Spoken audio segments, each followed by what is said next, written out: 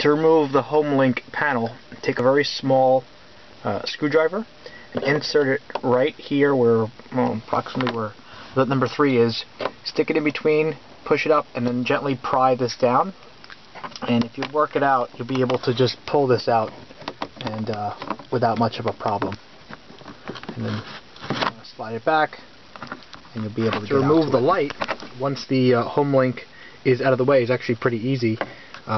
You simply reach in there and press down on it, and it will come down. Next, you're going to locate the black Phillips head screw that you're going to use for a ground, and you'll need a decent sized screwdriver to loosen it up.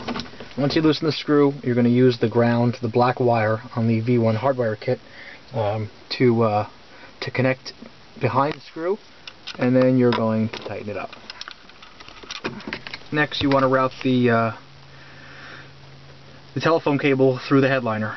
You can do it through the access port where the rear view mirror wires go. So once you get the wire routed through, make sure you give yourself enough room at the end of this wire so that you have some slack over here for where you're going to plug it into the actual radar detector, and the other part you want to be able to have room to store it basically above here. The Homelink goes here, the lights go here. There's not a lot of room above this. The only room that there is actually back here, so you want to give yourself enough room for that. Next, you're going to place the Vampire tap unit on the thick green and red wire that goes to the Homelink. There's 3 sets of wires. It's the thickest one out of them all. And once you get it placed on there, you want to close it up. It's hard to do with one hand, but let's see if I can get that.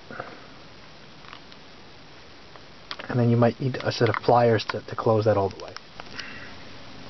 Once the tap is placed, you're going to insert the other end of the red wire to the back of the tap.